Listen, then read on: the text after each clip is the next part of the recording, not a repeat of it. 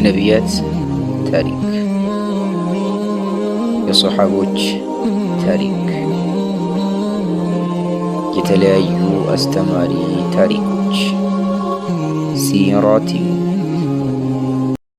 ቢስሚላህ አላሁመ ለከል ሐምዱ ሐታ ተርዳ ወለከል ሐምዱ ኢዛ ረዲት ወለከል ሐምዱ በዕደ ሪዳ ወሰላቱ ወሰላሙ ዐላ ሐቢቢና ረሱሊላህ ወዐላ አሊሂ ወሰሕቢሂ ወመንዋላህ። ረቢ ሽረሕ ሊ ሰድሪ ወየሲር ሊ አምሪ ወሕሉል ዑቅደተን ሚን ሊሳኒ የፍቀሁ ቀውሊ። አሰላሙ ዓለይኩም ወረሕመቱላሂ ወበረካቱ። ሌባው የመስጊድ ኢማም። ባልና ሚስት ከረመዳን ወራት በአንዱ ቀን በሰፈራቸው የሚገኙትን ታዋቂ የመስጊድ ኢማም ለፊጥራ ጋበዟቸው። ኢማሙም ግብዣውን በክብር ተቀብለው መጡ።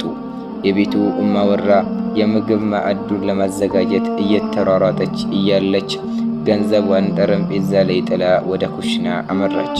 ፊጥራውም ተጠናቀቀ። ኢማሙም ሄዱ። ሚስት ገንዘቧ እንደጠፋ አስተዋለች። ገንዘቡን የሰረቀው ማን ነው ተብሎ አይጠየቅ ነገር። ባልና ሚስት ልጆች የላቸውም። በወቅቱ ወደ ቤቱ የመጡት የመስጊዱ ኢማም ብቻ ናቸው። ውስጧ በጥርጣሬ ተናጠ።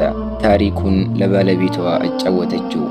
የመስጊዱን ኢማም እንዲያማከራቸውና ጉዳዩን እንዲያረጋግጥ ጠየቀችው። አረ ነውር ነው፣ ባይሆን ከኢማሙ ጋር የፈጠርነውን ስር የሰደደ ግንኙነት አቋርጠን ፋይሉን እንዘጋለን እንጂ እንዲህ አይነት ጥያቄ ማንሳት የማይታሰብ ነው በማለት መለሰላት። ቀናት በነፋስ ፍጥነት ከነፉ። ቀጣዩ ረመዳን ገባ። ባል ከሚስቱ ጋር ተቀምጦ እንዲህ አለ። እንግዲህ የእዝነትና የይቅርታ ወር ስለገባ ያለፈውን መርሳት አለብን። እንደምታውቂው ኢማሙ ቤተሰብ የላቸውም። የኛው ስለሆኑ ዘንድሮም ቢሆን ፊጥራ ልንጋብዛቸው ይገባል በማለት ሚስቱን አማከራት። ሚስት ለአፍታ ዝም ካለች በኋላ በሐሳብህ እስማማለሁ፣ ነገር ግን የማስቀምጠው ቅድመ ሁኔታ ይኖራል።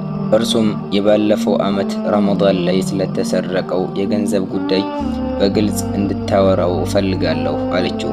ባቀረበችው ሐሳብ ተስማማ። የመስጊዱ ኢማም ግብዣውን ተቀብለው ከቤቱ መጡ። ፊጥራውን ከጨረሱ በኋላ የቤቱ አባወራ ጉዳዩን በይፋ አነሳው። ስለ ገንዘቡ ሁኔታ በቀጥታ ጠየቃቸው።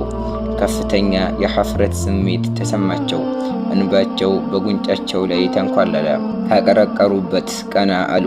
አይኖቻቸው በእንባ እንደተሞላ ነው። ሚስት ፈጠን ብላ ኢማም ሆይ ምን ሆነው ነው የሚያለቅሱት በማለት ጠየቀቻቸው።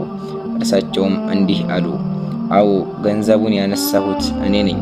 ያስቀመጥኩትም የመጽሐፍት መደርደሪያ ላይ ከተቀመጠው ብቸኛ ቁርአን ውስጥ ነው። እንባዬ የፈሰሰውም ረመዳንን ጨምሮ ለ365 ቀናት ያህል የአላህን መጽሐፍ ገልጣችሁ አንድ ፊደልም እንኳን ባለመቅራታችሁ ውስጤን ተሰምቶኝ ነው በማለት ምላሽ ሰጡ።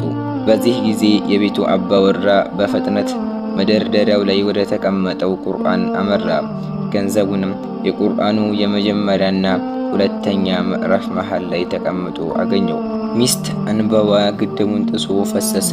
ኢማሙን በክፉ በመጠርጠሯም ይቅርታ ጠየቀቻቸው።